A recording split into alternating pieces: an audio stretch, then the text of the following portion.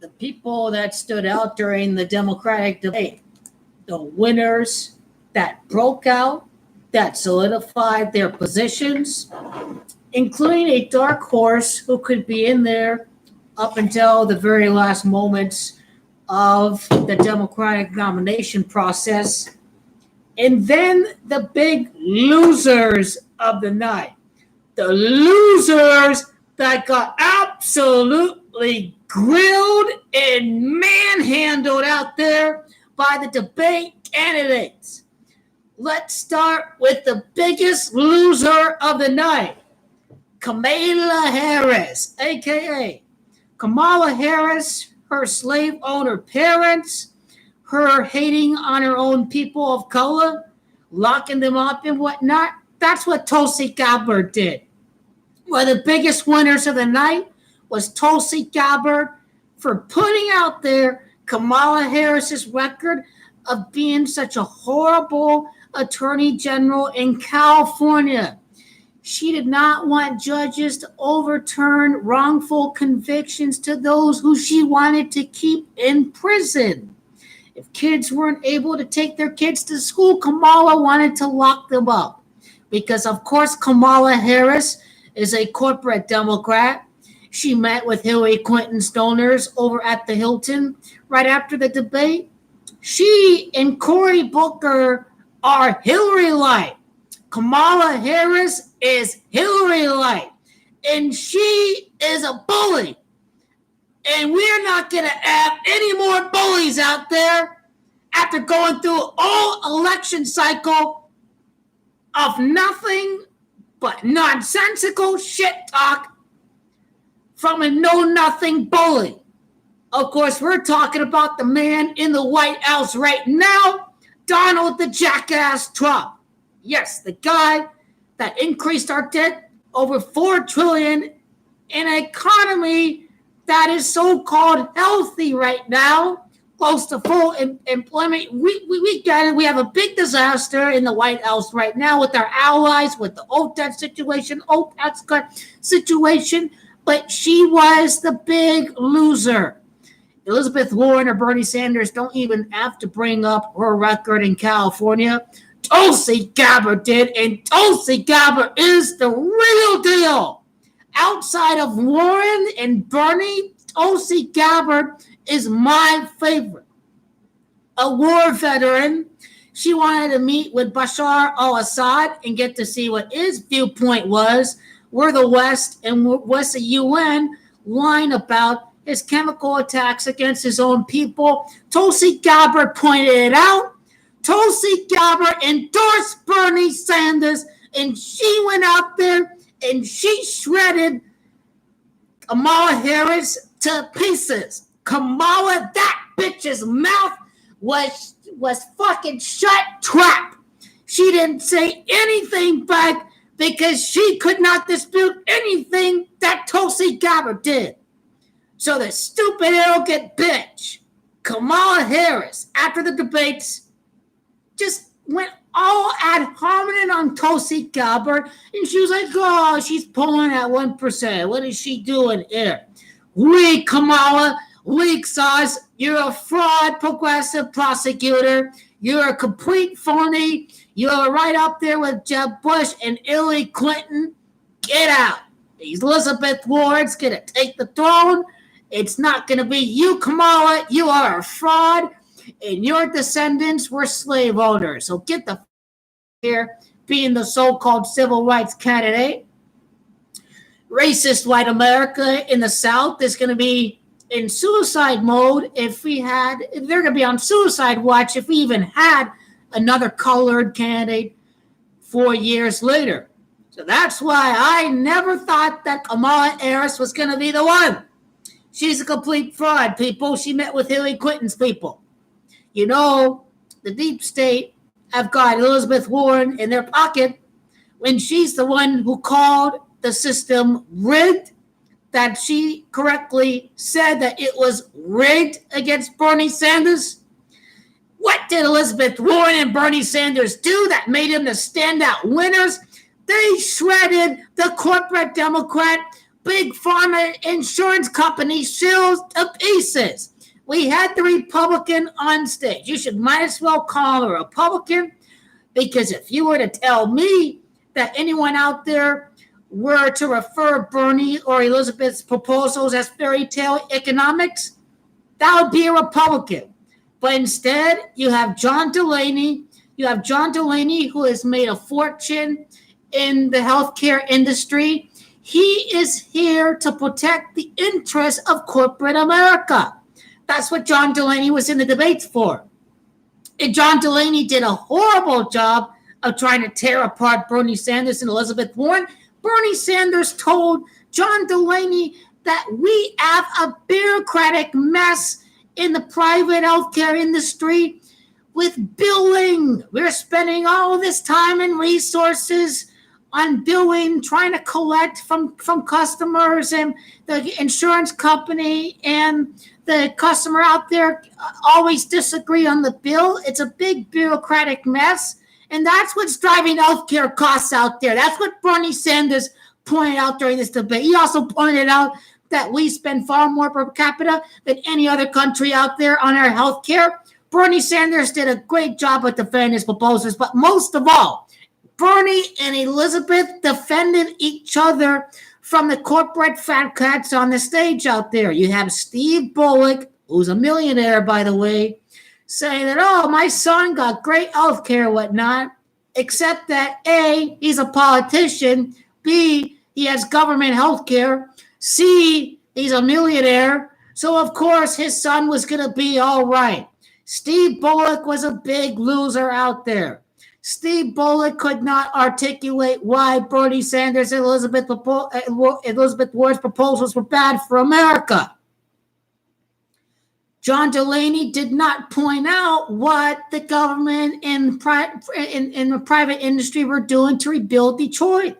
He did not build off of that. He didn't say what the government and private industry did to rebuild Detroit. So you know John Delaney is a healthcare industry shill who is there on stage to defend the interests of the establishment and the healthcare companies. Elizabeth Warren went here and said that we can't enact this big change out there. That there was a time when Social Security was called a disaster immediately that it went into effect. Well, Social Security is still here. They said the same thing about Obamacare, that it was going to collapse on its own. But instead, Obamacare is still the law of the land today. It was still the law of the land, even with a Congress controlled both branches by the Republicans over both years. Obamacare is the law of the land. It has driven down healthcare inflation. But what Obamacare does not address is that the healthcare system is still in control of private industry. Bernie Sanders and Elizabeth Warren have a plan to cover everyone. They have supplemental health insurance to where even if you decide to stick with their private insurance, their plan still covers you because private insurance does not cover everything. They have a for-profit model. They have a model of ripping you off completely. And so not everything that comes out of pocket is going to be covered by private insurance. That's a big fundamental flaw to the system. Not only are our healthcare costs so high with all this endless nonsensical waste of resources on billing, and the healthcare company and yourself can never agree on what is the right amount to spend on healthcare. They're wasting all their time trying to collect bills from people who obviously know that that is not the right bill. So what happens when they don't collect? Exactly. Your bill is going to run high. That does not only cover your services. You're being charged this hidden cost because the healthcare company out there, the insurance company, is still trying to collect from someone, and they disagree on their bill. That's what Bernie is referring to with this bureaucratic waste. Elizabeth Warren did a great job of saying that, why are you running for president, saying what we can't do? She grilled John Delaney to shreds. John Delaney probably knows that he's not going to be president. Steve Bullock, there is a big problem with John Delaney in this debate.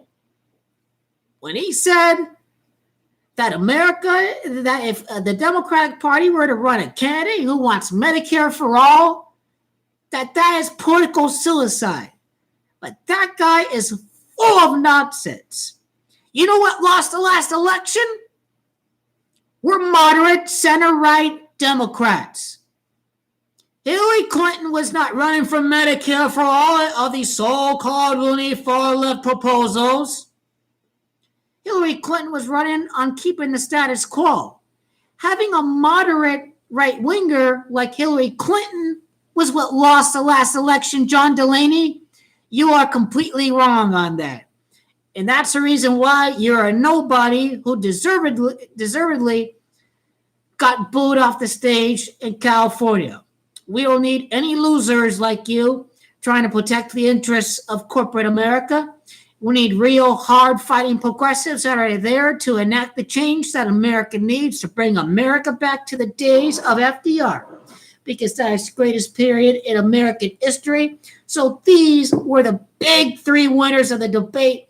Tulsi Gabbard shredding her to pieces, shredding Kamala Harris to pieces. MSNBC tried to defend Kamala. We had Andrew Cuomo going off on Bashar al-Assad and trying to change the subject instead of trying to bring up what was talked about with what Tulsi Gabbard brought up in regards to Kamala Harris' prosecutorial record. And quite frankly, Tulsi Gabbard made it easy on Elizabeth Warren. She did not have to go out on the offensive on Kamala Harris on that. Elizabeth Warren was set up in perfect position to take the nomination and to destroy in the topple Donald Trump at all in the general election, which is what we're going to see. The only person that really had a chance against Elizabeth was Kamala Harris. She failed immensely. She went on the attack on a weak center-right corporate Democrat candidate, Joe Biden, and she got completely exposed on national TV. And Elizabeth Warren went out there and made a statement. She introduced all these bills to the do-nothing Congress that wants to block any meaningful bill that is here to foster change in America. A Corporate Accountability Act. She created a Consumer Financial Protection Bureau that is here to prevent the crash that was caused by a lack of regulation, repealing Glass-Steagall. Remember that? Or selling derivatives to third parties. That was another reason what caused the recession. When you weaken the Consumer Financial Protection Bureau and when you repeal all these banking regulations, then that is what you have with the deep state trying to advance and facilitate this crash that they plan on starting probably sometime right after the holidays. But I'm going to completely nail that prediction right before the election in 2020. I've been saying that it's going to be Elizabeth for 3 years. She's on top of the list right now. She's the chosen one to lead America. It was sort of like with Donald Trump in the last election, where Trump is a complete fraud. He's been giving money to all these politicians, including Kamala Harris.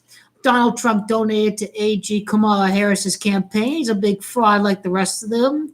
He's here to defend the interests of corporate America. But what we have with Elizabeth Warren is a voice who can foster change. But Elizabeth Warren is probably going to be a fake progressive, and that is going to be confirmed if Bernie is not a running mate. But if Bernie is a running mate, then I feel really great about at least reversing the damage done by the Republicans. Abroad, embarrassing our allies, defending dictators, giving tax breaks for billionaires, increasing our deficit over $4 trillion.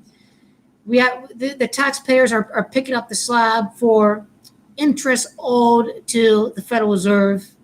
We have Republicans that are allowing us to borrow from banks now when we spend even more on top of the taxes that we cut. You see what a disaster the Republicans were, and you see how better the Democrats are compared to the Republicans. And that's our best option we have right now. And Elizabeth Warren is going to be somewhere in between being an Obama and being actual progressive. But I warn you, Elizabeth's going to probably be a fake progressive once the money comes in, because that's what the system is all about. Democrats pick up the mess left by the Republicans, and then these people are completely bought to where these people are not going to foster the change because they are paid for by insurance companies, by drug companies. Steve Bullock, John Delaney, big losers, could not tear apart Bernie and Elizabeth. They defended their positions really well. John Delaney did a terrible job of explaining why Bernie Sanders and Elizabeth Warren's proposals were wrong. Instead, he called it fairy tale economics. He said this platform is going to lose the election, but he's completely wrong about that because we had a moderate Democrat the last election. That's exactly what lost the election for the Democrats and for the establishment, for the deep state, was not putting in a progressive like Bernie Sanders in the last election. But Elizabeth is going to be bought and paid for once Elizabeth is here to spread the progressive voice. And that's what she is here to do. And I can already predict what's going to happen right after Elizabeth wins the election, because the next crash in the next decade is already pre-planned there by the elites that run everything. They want the insurance companies to hijack a meaningful transition to a single-payer system. You have your suckers out there on the right who still like their private health care, or actually don't like their private health care. But hey, they think it's okay because it's all about these boogeyman talking points from Fox News and these far-right corporatists. Oh, we're against freedom if you want the government to run the health care. Freedom is a boogeyman word in this argument, that your freedom is being attacked. But your freedom is being hijacked by the insurance companies. That is their idea of freedom. Is having a for-profit healthcare system that is not even going to cover everything that you need. Private insurance is not going to cover all of your medical expenses out of pocket. You have a classic fugazi, and you have people stubborn enough and oblivious enough to stick with what keeps on failing them. The only way we foster this change here is to turn the Republican Party left toward FDR and Eisenhower Republicans. And we need this Democrat Party to sit here and tell the donors to fuck off if they take their money. That's what Elizabeth needs to do. But Elizabeth is going to do whatever it takes to stay in charge. And we will see some minor progress with Elizabeth Warren, but as long as the beast rules the system. And that's another thing that Republicans are wrong about. Oh, they should have freedom to spend sums and sums and sums of money because money is bitch. Man, if you lean that far to the right, you're just not seeing things clearly. You're just drawn by these boogeyman, strawman arguments that the government is taking your freedom. And that's where a sucker is born every single minute. That it's not about having practical change. This idea does not work because it goes against my ideology of the government should make things free and the government should have their hands off regardless, no matter if a single-player healthcare system is going to bring down costs all across the board. So what would you rather have? Would you spend, let's say, $6,000 on private healthcare insurance? Or you could see your taxes go up and you would just pay $4,000 in taxes on universal health care. Your taxes go up, but your overall costs go down. And you end up getting more too with single-payer health care. People in the UK, in single-payer systems, point out the flaws that they have. That not everyone is getting covered, that is not on the priority list. But overall, you can't complain. When we bring down bankruptcies with single-payer, which is what private healthcare does not address, because when you go bankrupt, and that's where people profit. That's where you have your millionaires like John Delaney. If you go bankrupt because you can't pay for your health care, because a private healthcare company has to make a buck, and because they have to cover their profit margin somehow, you're worse off, but only a fraction is better off under that system. So keep on being insane if you want the Republicans to cut healthcare for tens of millions of people. Continue to be insane if you don't want to get rid of the free rider problem where, oh, I don't need to buy private health insurance. Someone else is going to pick up the tab. Really? Let's stick with what works, and that's what Bernie and Elizabeth are trying to do. But you have your suckers out there who think John Delaney, being a businessman, thinks he's going to help us and have a better system. But what they don't get is that John Delaney is here to protect the corporate interests of the establishment. And that's what Governor Bullock and John Delaney are here to do. And they failed miserably. The big winners, Bernie, Elizabeth, Tulsi Gabbard, and the losers, the corporate Democrats, Governor Bullock, Kamala Harris, and Big Bum John Delaney. You guys got shredded so hard, and America has had enough of your corporate propaganda after we saw trickle-down economics fail and be a complete disaster again.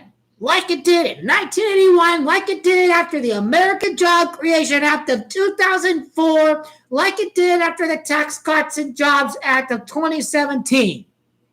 Right-wing supply-side nonsense, for-profit private health care, big giant joke. And you're a joke if you want to still stick with the same failed and recycled ideas.